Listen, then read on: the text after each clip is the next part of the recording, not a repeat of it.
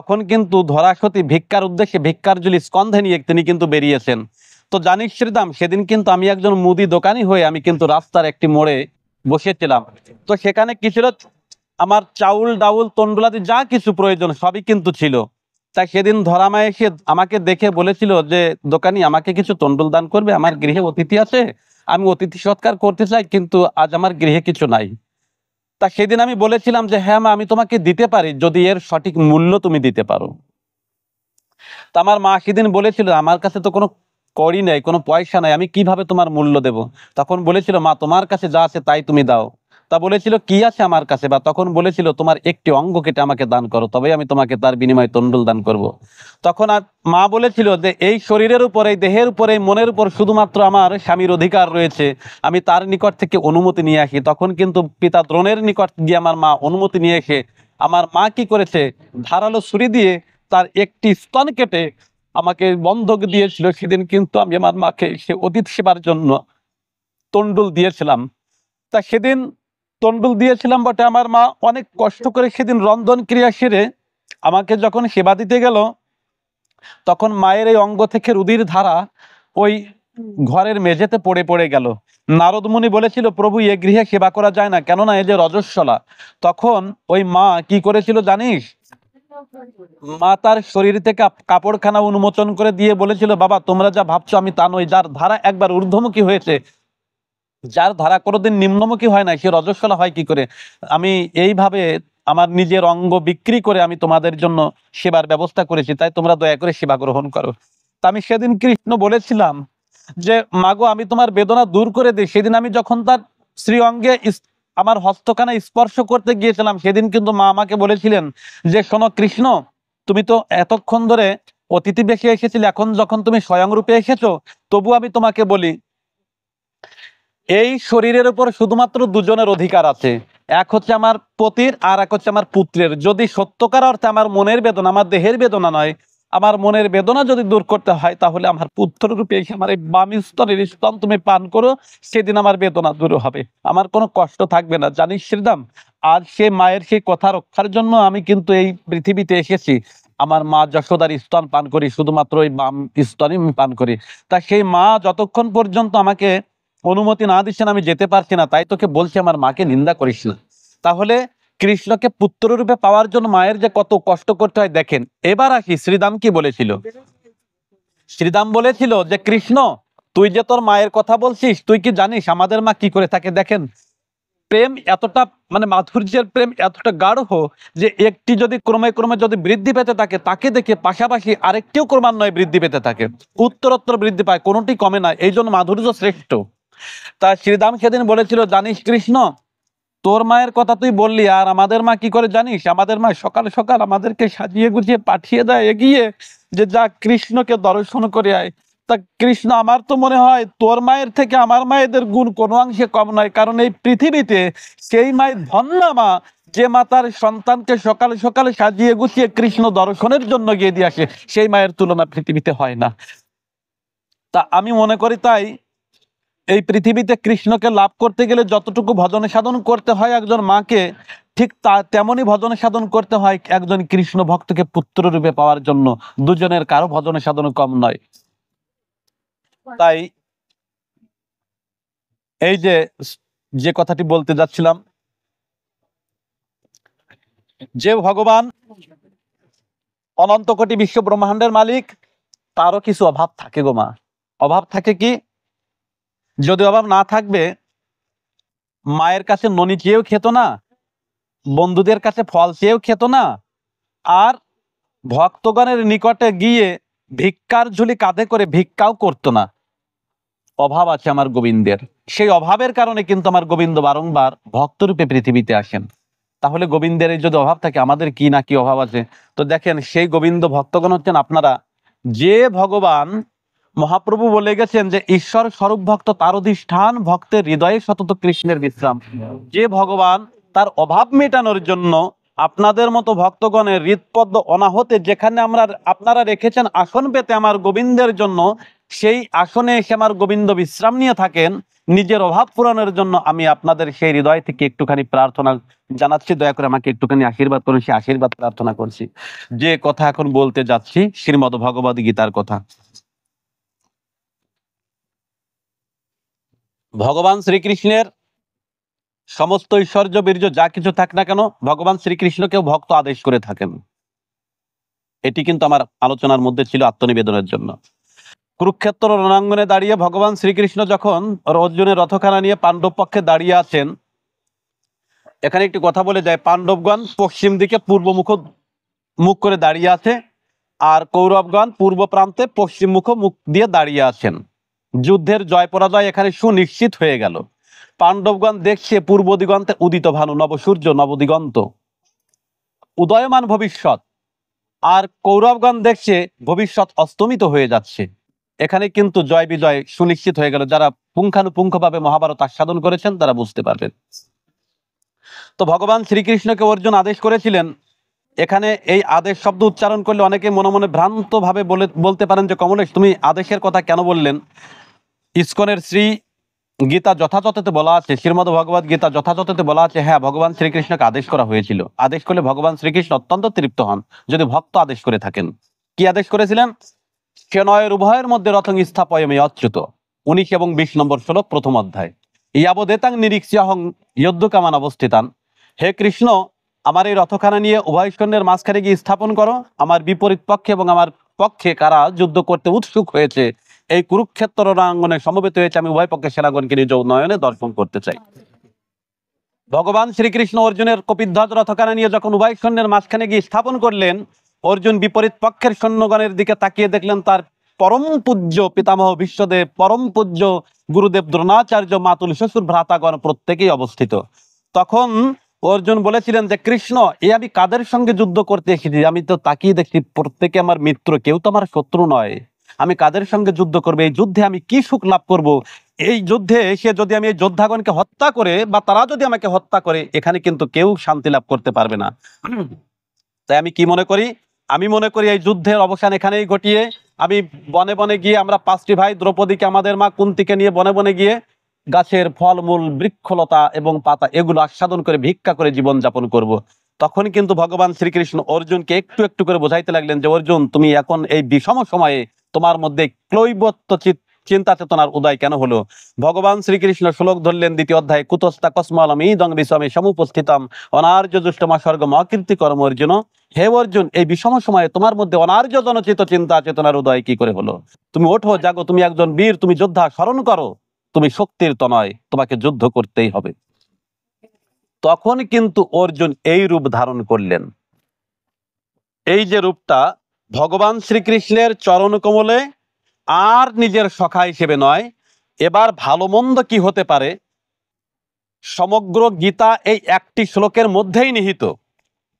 যদি অর্জুন এইভাবে শ্লোকটি উচ্চারণ না করত, গীতার বাকি শ্লোকগুলো আমার মনে হয় ভগবান শ্রীকৃষ্ণের শ্রীবদন থেকে নির্গলিত হতো না। অর্জুন কি বলেছিল? কৃতাঞ্জলি করপুটে ভিকারীর ন্যায় ভিক্ষা প্রার্থনা করছেন আর বলছেন যে হে কৃষ্ণ, কার্পণ্য দোষ উপহত স্বভাব পৃচ্ছামি ত্বং ধর্ম সংমূঢ় চেতা ইয়াশ্রে সন্নিশিতং ব্রহিতন মে শিষ্যস্ত অহং সাদিমাং ত্বং প্রপন্নম। কৃষ্ণ, এতদিন ধরে তুমি আমাকে সখা হিসেবে বিবেচনা করে এসেছো, আমিও তোমাকে সখা হিসেবে, বন্ধু হিসেবে বিবেচনা করে এসেছি। আজ থেকে, এই মুহূর্ত থেকে আর আমি তোমার সখা নই, তুমিও আর আমার বন্ধু নাও, তুমি এখন আমার পরম বন্ধু, তুমি এখন আমার গুরু। আমি তোমাকে আমার গুরু রূপে স্বীকার করি, দয়া করে তুমি আমাকে তোমার শিষ্য রূপে কল্পনা করে এই যুদ্ধের ভালো মন্দ সম্পর্কে আমার নিকটে ব্যক্ত করো। আমি চাচ্ছি যুদ্ধ করব না, তুমি চাচ্ছ যুদ্ধ হোক। এখন ভালো মন্দ আমি কিছুই জানি না, তুমি দয়া করে আমার নিকট ভালো মন্দ ব্যক্ত করো। তখন কিন্তু শ্রী ভগবান একটু একটু করে অর্জুনকে আত্মজ্ঞান, গীতা জ্ঞান দান করতে লাগলেন। তো ভগবান শ্রীকৃষ্ণ প্রথমেই অর্জুনকে বলতে লাগলেন যে হে অর্জুন, যাদের জন্য শোক করা উচিত নয় তুমি তাদের জন্য কেন শোক করছো? এই যে নরলোকের যে বীরগণ আজ কুরুক্ষেত্র রণাঙ্গনে সমবেত হয়েছে, এরা তো জীবনের প্রকৃত মর্মার্থ বোঝে না।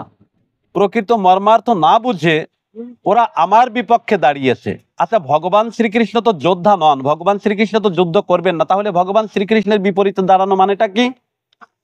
পঞ্চ পাণ্ডবদের পক্ষে ছিলেন ভগবান শ্রীকৃষ্ণ। তা এই পঞ্চ পাণ্ডবদের বিপক্ষে যে যে গিয়েছে সেই ভগবান শ্রীকৃষ্ণের বিপক্ষে। তাই ভগবান শ্রীকৃষ্ণ বললেন যে তুমি কথা বলছো পণ্ডিতের ন্যায় আর আচরণ করছো মূর্খের মতো। যারা জীবনের প্রকৃত মূল্যটা কি সে মূল্যবোধ যাদের নাই, তুমি তাদের জন্য কেন শোক করছো? শ্লোক উচ্চারণ করলেন, অসচ্চানন্য শস্যং প্রজ্ঞাবাদাংশ ভাষসে গতাসন গতাসংশ নানুশচন্তি পণ্ডিতা। তুমি শোক করো না, ওঠো, জাগো, তোমাকে যুদ্ধ করতে হবে। তোমার সম্মুখে যে বীরগণ আছে, তুমি কি মনে করছো এই বীরগণ এখন আছে আর থাকবে না? অর্জুন না, এই বীরগণ পূর্বে ছিল, এখন আছে, আগামীতেও থাকবে। এখন অর্জুন ধীরে ধীরে ভগবান শ্রীকৃষ্ণের শ্রীবদন থেকে নির্গলিত শ্রীমদ্ ভগবদ গীতার আত্মতত্ত্ব আস্বাদন করলেন। শ্রীমদ্ ভগবদ গীতার 2য় অধ্যায়ে শুধু আত্মতত্ত্ব জ্ঞানের কথা বলা আছে, কঠোপনিষদ থেকে নিয়ে আসে। এখানে আর একটি কথা বলে যাই, যেহেতু আমার শ্রদ্ধেয় স্যার শিক্ষক মহোদয় আছেন, বহুকাল পূর্ব থেকে তাকে দেখছি, 2008 সাল থেকে আমি তাকে দেখে আসছি এই অনুষ্ঠানে। ওই সময় থেকে আসা যাওয়া করি, সকলের পিছনে বসে থাকতাম, বাইরে বাইরে ঘুরতাম, কিন্তু তখন বাবাজি মহোদয় গীতা পাঠ করেছেন, সবাকে বরণ করেছেন, বিদেহী আত্মার সদ্গতি কামনা করেছেন, ভালো মনে আছে। এবং একজন জ্ঞানী ব্যক্তি। আর এ পাশে আমার বসে আছেন আমার নিতাই দাদা, দাদা বলেই সম্বোধন করি তাকে। তো এই নামটির কিন্তু বিশেষ একটি তাৎপর্য আছে। ভগবান শ্রীমান মহাপ্রভু নিত্যানন্দ মহাপ্রভুর নাম দিয়েছিলেন নিতাই। নিতাই নাম দেওয়ার পরে শ্রীমান মহাপ্রভু নিতাইকে বলেছিলেন, নিতাই তুমি কি মনক্ষুণ্ণ হলে? আমি তোমার নামটি নিত্যানন্দ না দিয়ে তোমার নাম দিলাম নিতাই। তখন কিন্তু নিত্যানন্দ মহাপ্রভু বলেছিলেন যে প্রভু তুমি দিলে যা, আমি নিলাম তাই, নিয়ে হলাম নিতাই। আমার সেই নিতাই দাদা অসাধারণ জ্ঞানী ব্যক্তি। তো এই জন্য আমি গীতা বেশি দূর আলোচনা করব না, মুখ্য কিছু কথা আলোচনা করব। শ্রীমদ্ ভগবত গীতাটা আসলে কি? জ্ঞান ভান্ডার। এখানে কর্ম, জ্ঞান, যোগ, ভক্তি 4টা স্তরে সমন্বিত শ্রীমদ্ ভগবত গীতা। শ্রী জগদীশ ঘোষের গীতায় যে শ্রীগীতাতে সেখানে এইভাবে ডেফিনেশন দেওয়া আছে, কর্ম, জ্ঞান, যোগ, ভক্তি এই 4টা স্তরে স্তরে বিভক্ত করা, এবং মুখ্যত 3টা ভাগে বিভক্ত, গুহ্য স্তর, গুহ্যতর স্তর, গুহ্যতম স্তর। তা আমি গুহ্যতর স্তর থেকে একটুখানি আলোচনা করি। অর্জুনকে জ্ঞান দিতে গিয়ে ভগবান শ্রীকৃষ্ণ বললেন, এখন আমি শ্রীমদ্ ভগবত গীতার জ্ঞান যোগ থেকে পাঠ করতে যাচ্ছি, এবং জ্ঞান বিজ্ঞান যোগ থেকে 2-1টি শ্লোক বলে জ্ঞান বিজ্ঞান যোগ এবং জ্ঞান যোগের একটি সমন্বয় সাধন করে প্রস্থান করব। কেন জ্ঞান যোগটি আমি এখন বেছে নিলাম? একটি কথা বলে যাই, এই পৃথিবীতে আজ যেদিকেই তাকানো হোক না কেন, ভালো করে বিবেচনা যদি করা যায়, দেখা যায় শুধু জ্ঞানের সমাহার। জ্ঞান ব্যতীত কোথাও কিছু নাই। যে ব্যক্তি যত বেশি জ্ঞানী, যে জাতি যত বেশি জ্ঞানী, সেই ব্যক্তি, সেই জাতি, সেই দেশ, সেই রাষ্ট্র তত বেশি উন্নত। জ্ঞান বিনা পৃথিবীর কোনো স্থানে কোনো কিছুই নাই। যদি কেহ এই বর্তমান সময়ের এই বিশুদ্ধ জ্ঞান থেকে একটুখানি পিছনে পড়ে যায়, তাহলে আমি মনে করব সেই ব্যক্তি এই স্মার্ট ওয়ার্ল্ড থেকে কমসে কম 50 বছর পিছিয়ে আছে। আমি নিজে থেকে উপলব্ধি করে বলেছিলাম যে যদি বিশুদ্ধ জ্ঞানে যদি কেউ জ্ঞানী না হতে পারে, সেই ব্যক্তি বর্তমান সভ্য সমাজ থেকে মিনিমাম 50 বছর পিছিয়ে থাকবে। তাহলে জ্ঞানের এতটাই কদর রয়েছে। আর গীতার ভাষায় যদি বলতে হয় তাহলে একটু বলি, শ্রীমদ্ ভগবত গীতায় যে ভক্তি তত্ত্বের কথা বলা আছে, খুব গভীরভাবে দৃষ্টি দিয়ে যদি বিবেচনা করা যায়, জ্ঞানযুক্ত ভক্তি আর জ্ঞানবিহীন ভক্তি। আমি জ্ঞান শূন্য বলি নাই, বলেছি জ্ঞানবিহীন। আমার প্রত্যেকটা শব্দগুলোকে গভীরভাবে আস্বাদন করবার জন্য বিনীতভাবে অনুরোধ জানাচ্ছি। প্রত্যেকটা শব্দ কিন্তু গ্রন্থগত শব্দ, গীতার শব্দ, আমি সেভাবেই প্রকাশ করছি। এবং এই যে প্রত্যেকটা শব্দ যা শ্রীগীতাতে আছে, প্রত্যেকটি শব্দই কিন্তু গবেষণামূলক শব্দ, এর একটি শব্দ বাদ দেবার মতো নয়। বলা আছে জ্ঞানযুক্ত ভক্তি এবং জ্ঞানবিহীন ভক্তি, এই ভক্তির মধ্যে পার্থক্য আছে। আর একটা আছে জ্ঞান শূন্য ভক্তি। আমি জ্ঞান শূন্য ভক্তির কথায় আসি নাই, জ্ঞান শূন্য ভক্তি পরম ভক্তি। তো দেখেন, জ্ঞানবিহীন ভক্তিকে ছোট্ট একটি দৃষ্টান্ত দেব। আমরা প্রত্যেকেই শ্রীমান মহাপ্রভুর আদর্শে, ভাব আদর্শে যারা চলি, আমরা প্রত্যেকেই তো নাম জপ করি, তাই না মা? মালায় নাম জপ করি তো, হরে কৃষ্ণ কৃষ্ণ কৃষ্ণ হরে হরে, হরে রাম রাম রাম হরে, মালায় নাম জপ করে থাকি। জ্ঞানযুক্ত ভক্তিটা কেমন, জ্ঞানবিহীন ভক্তিটা কেমন, একটা দৃষ্টান্ত দিচ্ছি। দেখবেন যারা একটুখানি কম জ্ঞানী বা অজ্ঞানী, অজ্ঞানী এই জন্য বলা হচ্ছে, কিছু কিছু ব্যক্তি আছে তারা নাম জপ করবার সময় এই মালাটি ধরে নাম জপ করছেন, কিন্তু জপের মধ্যে কথা বলে ফেলে, বাহ্য কথা বলে ফেলে। নাম জপের সময় আমি দেখা যাচ্ছে টেলিভিশনের সিরিয়াল জুড়ছি, নাম জপের সময় দেখা যাচ্ছে আন কথা কানে নিচ্ছি, বা রাজনৈতিক কথা, সামাজিক কথা, বা অশ্লীল অমার্জিত কথা উচ্চারণ করে যাচ্ছি। শুধু তাই নয়, রাস্তাঘাটে চলতে চলতে দেখা যাচ্ছে একটি গালিগালাজও দিয়ে বসছি। এটি হচ্ছে অজ্ঞানী ভক্তি, এটি হচ্ছে জ্ঞানবিহীন ভক্তি। ভগবান শ্রীকৃষ্ণ বা শ্রীমান মহাপ্রভু কখনো এভাবে নাম জপ করতে বলেন নাই। বলেছেন কি, একাগ্র চিত্তে তুমি যোগে যুক্ত থেকে নাম জপ করো। দেখবেন যে মালাটি আছে, 108টি মালার একটি গ্রন্থি থাকে। সেই 108টি মালার মধ্যে একটা ঘটি থাকে, যেটাকে আমরা বলে থাকি সাক্ষী। কিন্তু ওর একটি ভালো নাম আছে, ওটা হচ্ছে ব্রহ্ম। ব্রহ্মটা কি? 108, এই 18 অধ্যায়ে গীতা, 18 মোকামে আমাদের এই শরীর গঠন, 18 অধ্যায় মহাভারত, এই 18 1 এবং 8কে যুক্ত করবার জন্য মাঝখানে একটি শূন্য এনে, এই শূন্যটাই ব্রহ্ম, একটি শূন্য এনে 108 সংখ্যা পূরণ করলেন শ্রীমান মহাপ্রভু এসে। পূর্বে এরকম 108 ছিল না, শ্রীমান মহাপ্রভু পূরণ করলেন। এই শূন্যটাই ব্রহ্ম। শ্রীমান মহাপ্রভু কি বললেন? জপ করবার সময় তোমার মনটা যেন ব্রহ্মের সঙ্গে যুক্ত থাকে, যোগে যেন যুক্ত থাকে। এটি হচ্ছে জ্ঞান যুক্ত ভক্তি। তাহলে জ্ঞান যুক্ত ভক্তি যদি পালন করা হয়, সেই ভক্তির স্থায়িত্ব অত্যন্ত গাঢ় হয়। যদি জ্ঞান যুক্ত করে ভক্তি প্রদান করা হয়, সেই ভক্তি অটুট হয়, সেই ভক্তি মজবুত হয়। কেমন মজবুত হয়? ভগবান শ্রীকৃষ্ণকে যদি কোনো ভক্ত একবার জানতে পারেন, যদি বস্তুত পক্ষে জানতে পারেন, তাহলে তার ভক্তি আর বিন্দু মাত্র কমবে না। 108টা আবার একটু ব্যাখ্যা স্তর তো ঢেলে এসছি। আচ্ছা, যাই হোক, ছোট্ট করে বলি তাহলে। আমরা জপ সংখ্যা 108 ধরে নিই। দেখেন 108 কোথা থেকে এলো? বহুকাল পূর্বে ব্যাসদেব কিন্তু এই যে শ্রীমদ্ ভগবত গীতাখানে অর্পণ করলেন 18টি অধ্যায়, মহাভারত 18টি অধ্যায়, আমাদের দেহ কাঠামো 18টি কাঠামো, এবং এই 18 কাঠামের মধ্যে 24টি তত্ত্ব বিরাজিত। কখনো কখনো 24.5 তত্ত্ব এবং কখনো কখনো 25 তত্ত্বের সন্ধান পাওয়া যায়। তাই আমি 18, শুধু 18 থেকে আসি, ওই 24 বা 24.5 তত্ত্বের যাবো না, ওটা প্রলম্বিত হয়ে যায় যদি আলোচনার মধ্যে দিয়ে আসে। এই 18 যে 1 এবং 8 এই সংখ্যাটিকে যুক্ত করবার জন্য শূন্য এনে যুক্ত করা হয়েছে। এই শূন্যটা হচ্ছে ব্রহ্ম। যখন এই 1 এবং 8কে ব্রহ্ম দ্বারা যুক্ত করা হলো, তখন 108 সংখ্যায় পরিপূর্ণ হলো। 108-এ যখন পূর্ণ হলো, তখন একটি পূর্ণ সংখ্যা পেল, পূর্ণ গ্রন্থি পেল। শ্রীমন মহাপ্রভু জগৎবাসীকে বলেন এই 108ই হচ্ছে একমাত্র সংখ্যা, এবং জপ করবে, ধ্যান করবে, যা কিছু করবে না কেন 108-এর মধ্যে সীমাবদ্ধ থাকবে। 108-এই একটু।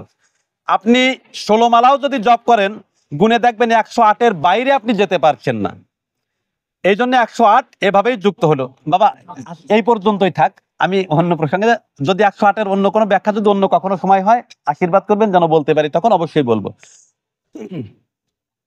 তো যে কথা বলতে যাচ্ছিলাম, যদি ভগবান শ্রীকৃষ্ণকে জ্ঞানযুক্ত ভক্তি দিয়ে একবার কেউ যদি জেনে ফেলতে পারেন, তার ভক্তি অটুট থেকে যায়, সে ভক্তি কমে না। ভগবান শ্রীকৃষ্ণ জ্ঞান যোগে এসে এই বিশেষ কথাটি তিনি বললেন। এই জন্য জ্ঞান যোগ থেকে আমি একটু আস্বাদন করতে যাচ্ছি।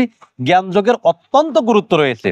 শ্রীমদ্ ভগবত গীতার শ্রী জ্ঞান যোগে শ্রী ভগবান বললেন 4র্থ অধ্যায়ে, ইমং বিবস্বাত যোগং প্রক্তবান মহমব্যয়াম বিবস্বান মানব প্রাহ মনোরিক্সা কবৈ অব্রবীত। হে অর্জুন, এই পবিত্র জ্ঞানযোগ, শ্রীমদ্ ভগবত গীতার পবিত্র জ্ঞানযোগ আমি সর্বপ্রথম সূর্যদেব বিবস্বানকে দান করেছিলাম। বিবস্বান তার পুত্র মনু, মনু তার সপুত্র ইক্ষ্বাকুকে প্রদান করেছিলেন। এইভাবে পরম্পরা এই জ্ঞান প্রবাহমান হয়ে চলে আসছিল। কিন্তু এবং পরম্পরা প্রাপ্ত মিমাং রাজর্ষয় বিদুজনা সকালে নেও মহতা যোগ নষ্ট পরন্তপ। কিন্তু হে পরন্তপ, কালের প্রবাহে এই শৃঙ্খল বা এই পরম্পরা কোনো একটি সময় বিচ্ছিন্ন হয়ে যায়, যার কারণে এই জ্ঞান অগোচরে পড়ে যায়। যদি কেউ বলে থাকেন জ্ঞান লুপ্ত হয়ে যায়, বিনাশ ঘটে, তাহলে ভুল। জ্ঞানের বিনাশ হয় না, জ্ঞান অগোচরে রয়ে যায়। কেন অগোচরে রইল? জ্ঞান দাতা এবং গ্রহীতার বড় অভাব পড়ে গিয়েছিল তখন। কারণ ভগবান শ্রীকৃষ্ণের এই প্রদত্ত জ্ঞান দাতা ছিলেন সূর্যদেব, বিবস্বান, ইক্ষ্বাকু ছিলেন, কিন্তু গ্রহীতা ছিলেন না। শ্রীমান মহাপ্রভু যেমন কাশীতে গিয়ে নাম বিতরণ করতে গিয়েছিলেন, কিন্তু কাশীতে মহা পণ্ডিত ছিলেন। শ্রীমান মহাপ্রভু কিন্তু মনের কষ্টে বলেই উঠলেন যে বিকাইতে এসেছি কাশীতে, কিন্তু ক্রেতা না পাই নিয়ে যাইবো ঘরেতে। আমি এখানে নাম বিক্রি করতে এসেছি, প্রেম বিতরণ করতে এসেছি, কিন্তু গ্রাহক পাচ্ছি না। গ্রাহক যদি না পাই আমি আবার ঘরে নিয়ে যাব, কিন্তু মনে মনে একটি বাসনা আছে, অনেক ভারী বোঝা নিয়ে এসেছি, তো তা যেন তার মূল্যে যদি কাউকে পাই আমি অনায়াসে বিলিয়ে দিয়ে যাব। তা ভগবান শ্রীকৃষ্ণ বললেন এই জ্ঞান মানে বিতরণকর্তা ছিলেন কিন্তু গ্রহীতা ছিলেন না, গ্রহীতার বড় অভাব ছিল। আজকের দুনিয়াতেও ভালো করে দেখেন জ্ঞান বিতরণকর্তা কিন্তু আছে। দুই একজনের নাম বলি, যেমন আপনারা আমাকে এখানে বসিয়েছেন ব্যাখ্যানে, আমি জ্ঞান বিতরণ করছি। আমার শ্রদ্ধেয় শিক্ষক মহোদয় উপস্থিত আছেন, জ্ঞান বিতরণ করছেন। আরেকজন শিক্ষক মহোদয় আছেন, জ্ঞান বিতরণ করছেন।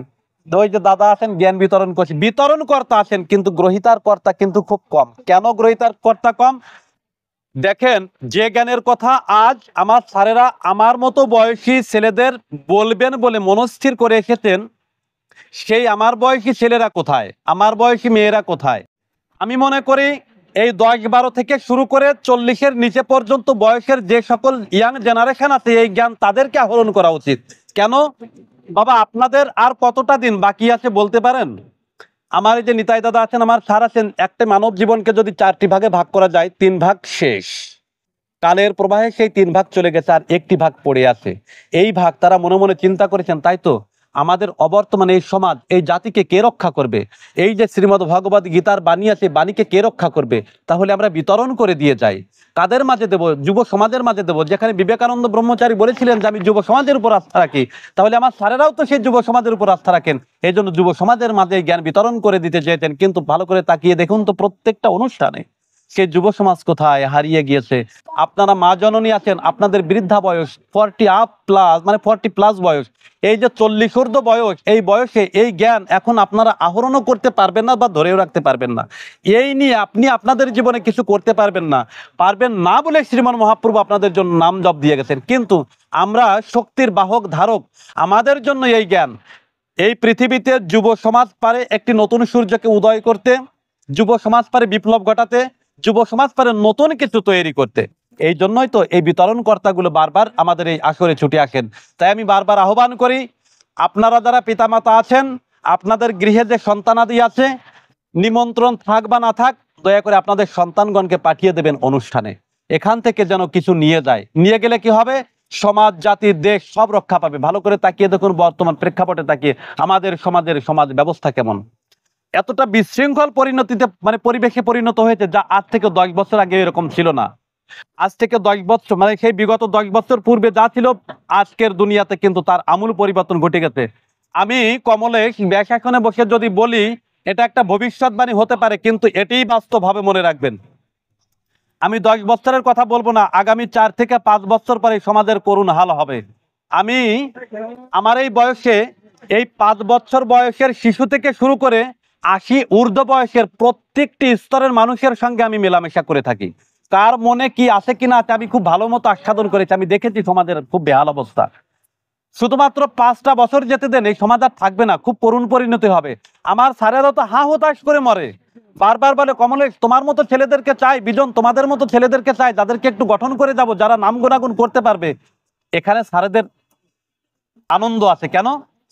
আপনারা যদি আমাদের হাত ধরে ধরে একজনকে যদি জাগ্রত করে রেখে যান, অন্তত পক্ষে আমি যেমন আপনাদের প্রতি কৃতজ্ঞতা স্বীকার করে আপনাদের নাম আজ উচ্চারণ করছি, প্রত্যেক ভক্ত এভাবে নাম উচ্চারণ করবে একজন শিক্ষকের। এটাই হচ্ছে বড় আন্তরিকতা বা বড় আনন্দ।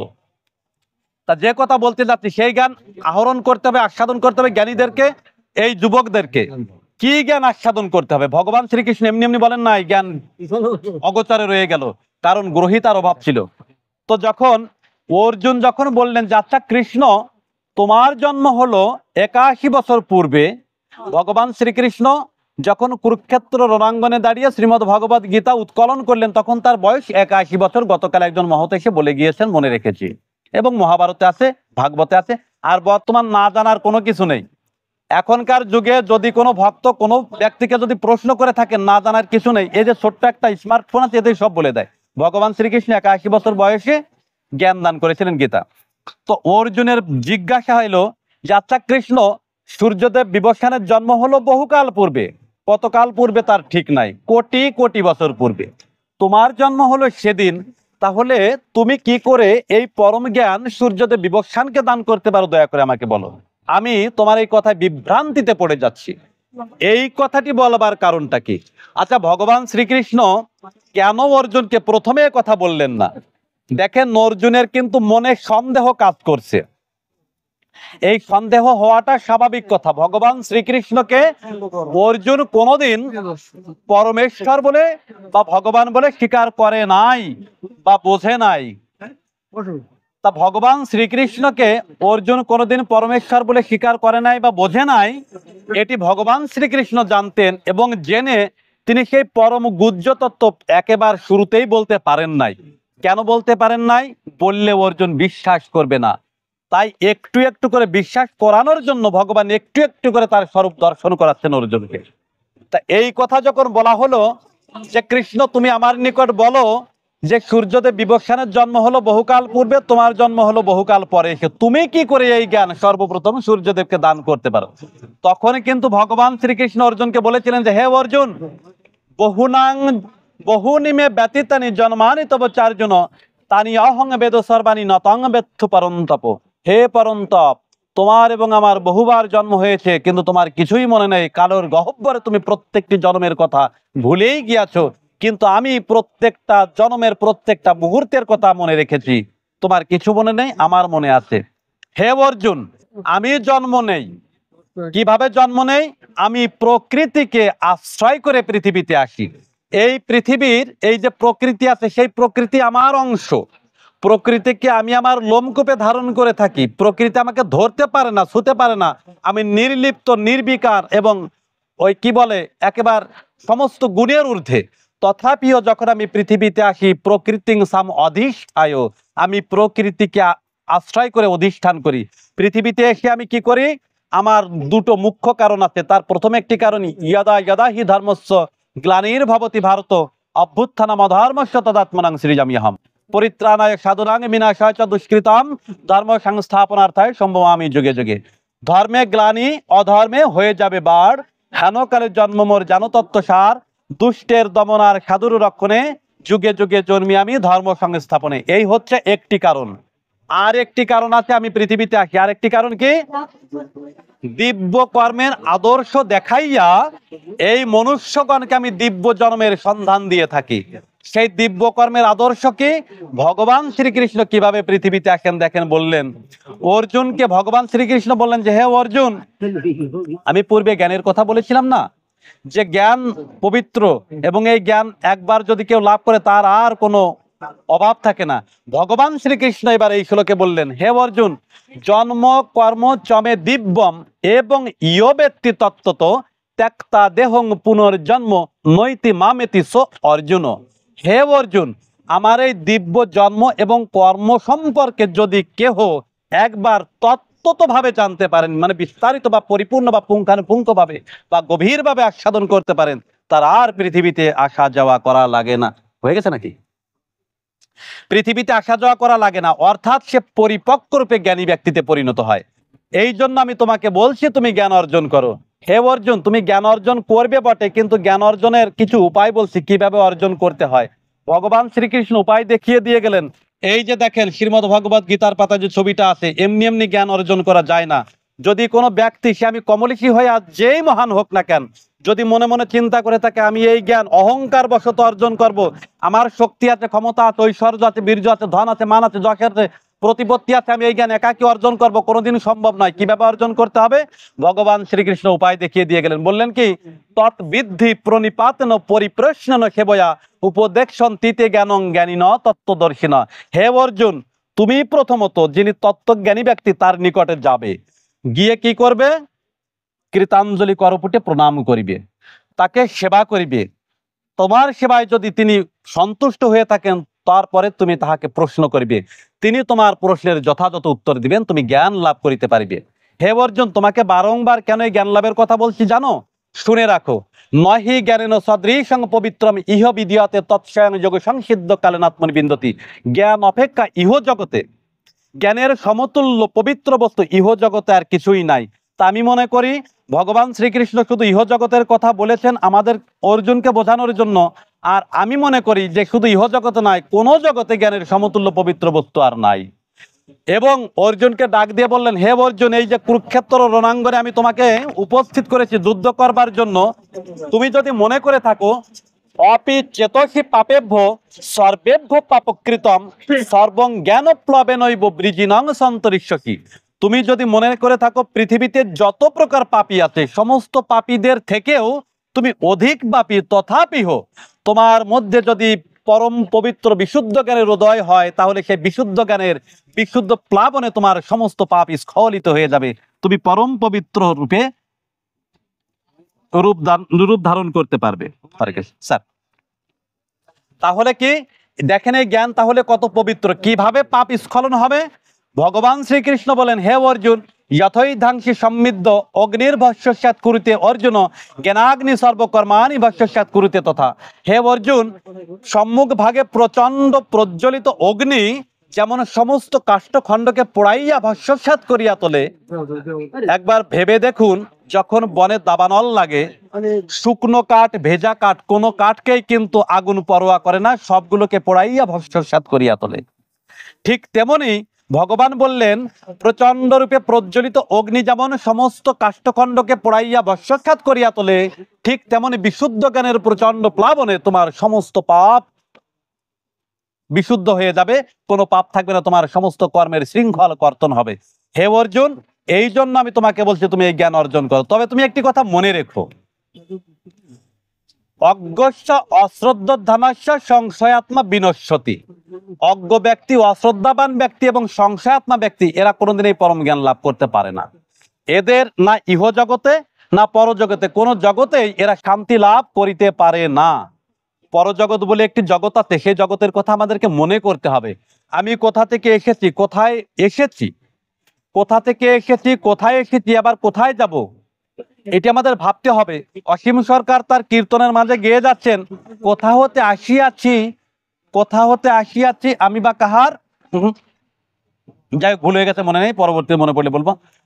তো এই যে পরম জ্ঞান, এই যে পরম জ্ঞান যদি লাভ করতে হয়, তাহলে কিন্তু আমাদেরকে শ্রদ্ধার সাথে এই জ্ঞান লাভ করতে হবে। কেন? ভগবান শ্রীকৃষ্ণ তার পূর্ববর্তী শ্লোকে বলেন, হে অর্জুন, শুধুমাত্র শ্রদ্ধাবান লভতে জ্ঞানং তৎপর সংযতেন্দ্রিয় জ্ঞানাং লব্ধা পরাং শান্তিম অচিরেনাধিগচ্ছতি।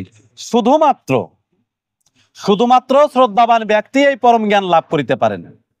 আর এই পরম জ্ঞান কিভাবে লাভ করেন? তিনি সংযত চিত্তে এই জ্ঞান লাভ করে পরম শান্তি লাভ করত, পরম ধামে তিনি অবস্থান করিতে পারেন। আজ আমরা হয়ে গেছে স্যার, আচ্ছা ঠিক আছে, জয় নিতাই, জয় গৌরহরি। আমি তো স্যার আপনার দিক বারবার তাকাচ্ছি, আপনি তো লক্ষ্য করেন নাই, তাই গরমের সময় আমার একটু কষ্ট হয়ে যাচ্ছে। জয় নিতাই, তাহলে আমি গীতা পাঠে বিশ্রাম যাচ্ছি। শুধু একটি কথা বলবো, এটা জ্ঞান যোগের কথা। এখন আমি বিজ্ঞান যোগ থেকে, জ্ঞান বিজ্ঞান যোগ থেকে দুটো শ্লোক বলি। ভগবান শ্রীকৃষ্ণ কেন এই পরম জ্ঞান লাভ করার কথা বললেন? ভগবান শ্রীকৃষ্ণ বললেন কি, হে অর্জুন, দৈবিয়াসা গুণময়ী মম মায়া দূরত্বয়া মামবীয় প্রপদ্যন্তে মায়ামেতাং তরন্তিতে। আমার দ্বারা সৃষ্ট এই মায়া অত্যন্ত দুস্তরা, এই মায়াকে অতিক্রম করা অত সস্তা নয়। তাহলে কিভাবে তুমি অতিক্রম করতে পারবে? আমার চরণে আশ্রিত হয়ে আমার দ্বারা লব্ধ এই পবিত্র জ্ঞান তুমি অর্জন করে মায়াকে অনায়াসে অতিক্রম করতে পারবে। আর মনে রেখো, বহুনাং জন্ম নামান্তে জ্ঞানবান মাং প্রবদ্ধাতি বাসুদেব সর্বমিতি সমাত্মা সুদুর্লভ। শুধুমাত্র জ্ঞানী ব্যক্তি, জ্ঞানী ভক্তই প্রচন্ড রূপে জানতে পারেন যে সমস্ত ভূতেই বাসুদেব বিরাজ করে থাকেন। তস্মাৎ অজ্ঞান সম্ভূতং রীতিষ্ঠং জ্ঞান সেনাত্মন চিত্তৈনং সংশয় গমাত ইষ্টোত্তিষ্ঠ পরন্তপ। হে অর্জুন, এই জন্য তোমাকে বলছি, তুমি জ্ঞান নামক শস্ত্র দ্বারা তোমার সমস্ত সংশয়কে কর্তন করো, কর্তন করে তুমি আমার চরণে আশ্রিত হও। এই হচ্ছে শ্রীমদ্ ভগবদ গীতার জ্ঞান এবং বিজ্ঞান যোগের সমন্বিত যে শ্লোক, তার একটি লাইনের সারাংশ। জ্ঞান নামক শস্ত্র দ্বারা সমস্ত সংশয়কে দূর করতে হবে। জয় নিতাই, জয় গৌরহরি। শুধু কৃষ্ণ ভক্তগণ, আমি নিতান্ত ছেলে মানুষ, হয়তো গীতা পাঠে একটু বেশি সময় নিয়ে ফেলেছি। তো এই গীতা পাঠের মধ্য দিয়ে যদি আমি বৃহত্তর কোনো ভুল ত্রুটি যদি করে থাকি, আপনারা কৃষ্ণ ভক্তগণ, আমারই পিতা, আমারই মাতা, আমারই শ্রদ্ধেয় শিক্ষক মহোদয়, তো আপনারা দয়া করে আমার সমস্ত ভুল ত্রুটি ক্ষমা করে আপনাদের রাতুল চরণে একটু আশ্রয় দিবেন।